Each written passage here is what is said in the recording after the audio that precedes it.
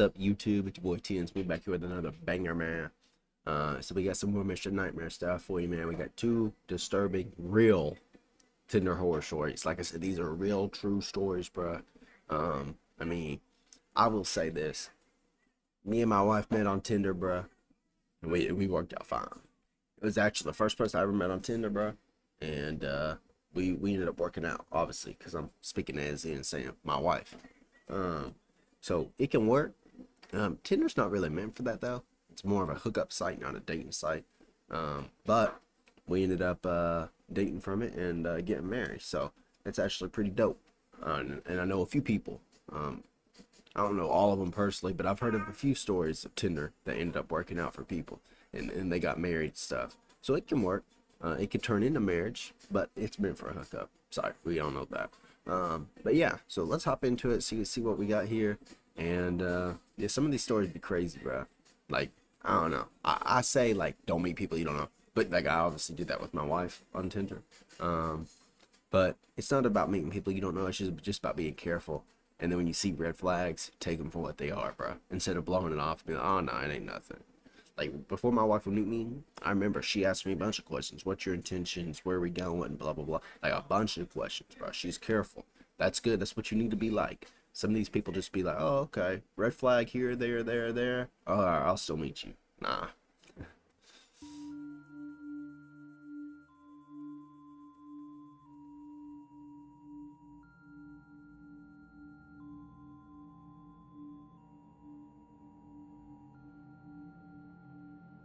I'll never forget the first time I used Tinder. It was 2015 during winter break when everyone was back home from college. I figured since I didn't have a girlfriend and didn't have much going on, why not try the app that everyone was talking about? It was like 8 or 9 p.m. on a Thursday night, which was peak hours in terms of activity for the app. I downloaded the app onto my phone, and it was time to set up my profile. I spent a good 10 minutes browsing through my photo albums and found 4 flattering photos of myself that I thought would catch people's attention. I wasn't really experienced with the whole witty, funny Tinder bio thing that guys are apparently supposed to do, so I just wrote a few things about myself, like that I was 6 feet tall, played hockey at Penn State, and loved to work out. I swiped right for pretty much everyone just to see how many people would right swipe me back. I got through the given 100 likes quicker than I even expected, and didn't get a single match.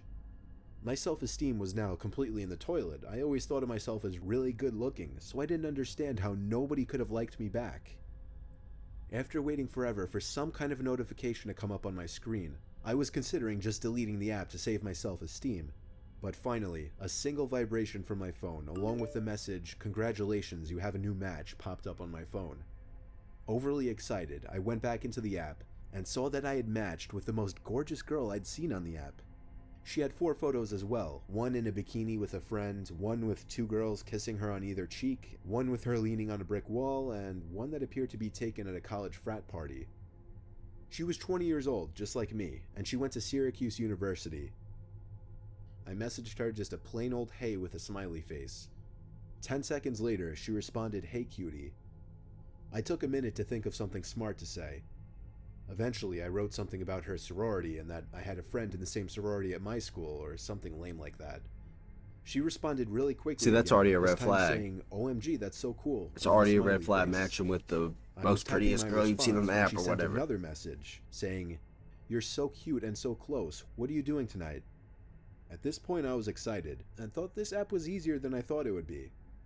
I responded quickly, saying, "Just watching Elf, you know, pretty exciting stuff." She replied back, saying, "OMG, no way, me too. You should come over and we can watch it together," and then a winky face. I told her I was down and asked for her number. She gave it to me quickly, and I waited a minute before texting her just so I wouldn't seem desperate. When I texted her, the message was sent as a text message, indicating this person wasn't using the iMessage app. I said hey once again. She replied, "Hey, come now," and then pasted an address. The address was 5 miles from my house, or 10 minutes, which wasn't bad at all. I told her I'm on my way. Before I mean, leaving, I there's told not her a whole lot of red flags here besides you saying that, you know, sometimes it seems too good to be true. It's too good to be true. Most of the time. Sometimes not, but most of the time. So you already saying she's the most gorgeous girl, whatever. Beautiful. and that's not really that red of a flag, but it sort of is. All right. But then you're talking about she's over here saying that she's what's the odds of her watching the same movie as you right at the time? Slim to none. She ain't watching that movie, bro. Just saying that to get you over there, bro. Saying that to sound good, bro. And most girls aren't gonna be like that. They're not gonna send 3 messages and already want you to be coming over, bro. So yeah, that's a red flag right there. That she already want you to come over just with 3 text messages, bro. So nah, this ain't no girl. This a dude, bro. I don't already tell you. Mom, I was going out and left. The address was on the quieter side of town, not necessarily a nice kind of quiet. I pulled up to the house. It had a decent location privacy-wise. Across the street were one of those huge pieces of land surrounded by trees that was dug out deep to collect water during rainfall, and the neighboring houses were kind of spaced out. A red flag went off in my head when I noticed 2 cars in the driveway. There you go. I texted her. Listen to it. See, this is the problem. People not be listening to their red flags. People not be listening to their gut. Listen to your gut, bro. It knows stuff. It picks up on stuff, bro. You should have listened to your gut right there and been out. You should have dipped. But I bet you didn't. Replied, KK, go around back. The front door is loud. Oh yeah, see? Now they tell me to go around back. Yeah, I'm gone. I'm gone, bro. I'm sorry. I know I say that every time. Every situation I say I'm gone. But it's just certain red flags, bro, that triggers you, and you should be out. You already saying, okay, a red flag went off in my head. I see 2 cars. Okay, perfect. There's a red flag. Now they're telling you to come around back. Nope, don't do it. And then another red flag that I guess you didn't pick up on was that she's telling you to come over after 3 messages, bro. This ain't no girl, bro. Replied, are your parents home or something? We're about to find out. But she didn't answer this time.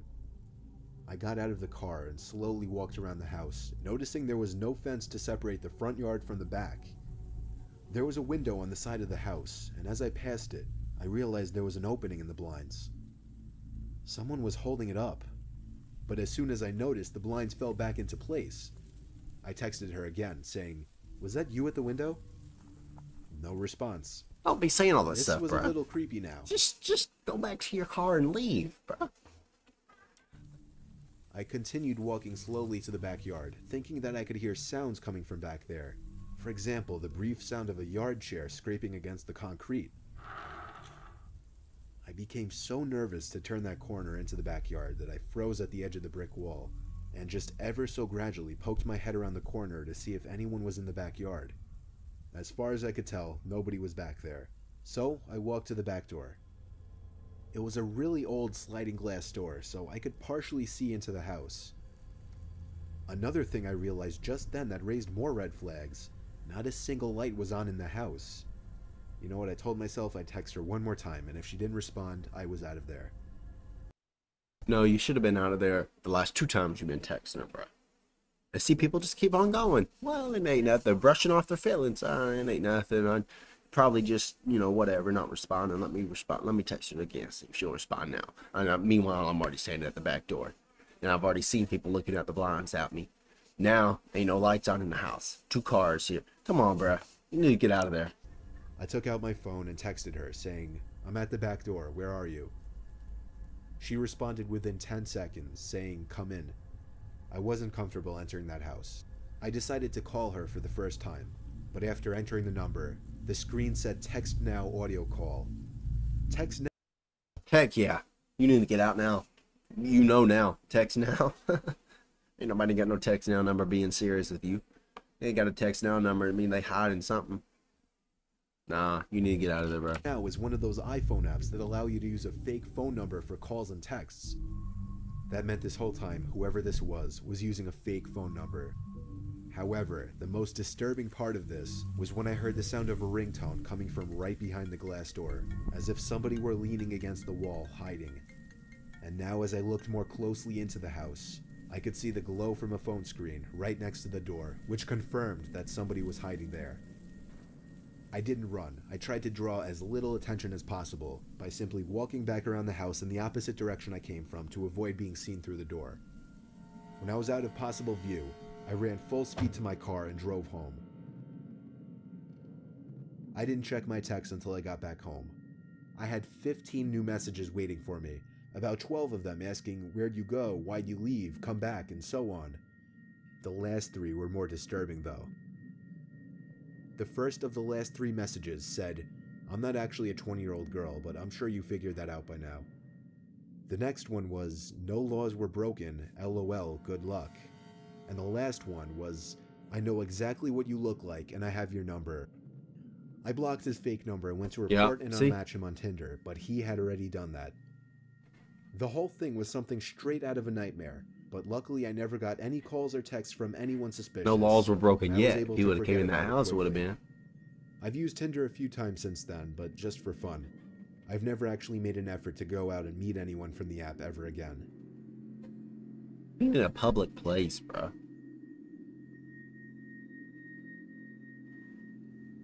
I was on Tinder a few months ago when I was bored.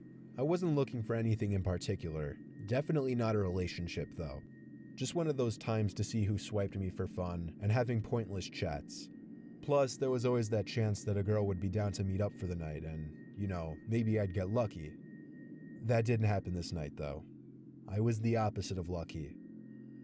My first 20 or so swipes were full of matches. I sent corny pickup lines to a few of them that I found attractive. However, there was one girl who messaged me first. Her name was Michelle.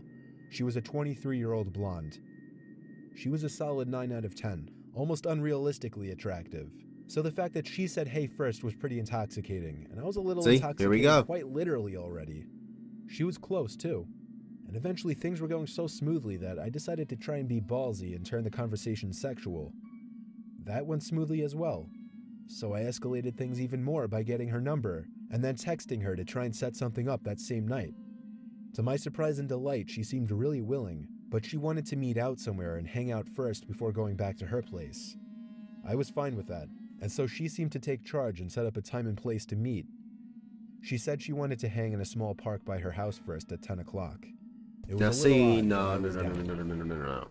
I was thinking at first, whenever she said, or he, because it's probably a guy, whenever they said, let's meet up somewhere first, then go back to my place, I was thinking, oh, okay, that really would be a red flag. But then you say a park at 10 o'clock at night. Nope, can't do it. You should have said a mall or a store or something like that, bro. No park. Come on now. I literally counted the minutes until around 9:45 when I decided it was time to leave. Before leaving, I sent a quick confirmation text, and she said she was still down to meet. The drive and stuff to the that just small went too residential easy with park her, just like the last one. Stuff just went too easy. You taking on sexual stuff. Most girls are not going to be like that. Some will, but most girls are not going to be like, okay, you just texted me 10 seconds ago, or I just text you and I said, hey, now you're responding with this stuff. Now you're trying to be sexual already. No. They're going to think you're a creep. Come on now. 10 minutes, so I got there a little early. I walked over to the swing set, the exact point where she wanted to meet. I didn't want to let her know I was early because I thought that might make me seem needy or anxious, so I waited until exactly 10:02 on the dot to text her saying I was there. This was when she stopped responding. 10:05, 10:10, sitting there waiting with stop no responding, response. you need to get out then. Of course, at first I figured she was driving and couldn't check her phone, but as the minutes passed, that idea started to become less realistic, and the idea that she flaked was becoming more realistic. The playground area was surrounded by trees. In fact, this whole park was very woodsy, and having been a weeknight, nobody was out and about at this time. So honestly, it was kind of creepy sitting in that park alone. The only reason I could see was because of the motion detecting light mounted onto the small bathroom shack. In one direction, the park turned to complete woods for miles, while in the other direction, beyond a few trees, was the neighborhood road. I was sitting on the swing, pushing back and forth in boredom and disappointment. When I froze, the sounds of the squeaky metal swing chains stopped, allowing me to hear something echo out from the little bathroom shack. It sounded like, a typical sound you'd expect to hear from inside one of those bathrooms. Like somebody pressing down on the handle of the paper towel dispenser or something like that. What I'm trying to say, it sounded intentional, meaning someone might have been in there. Now this wouldn't be a completely strange thing, after all it's a public park. Only I would have thought that they would lock the bathrooms up at this hour.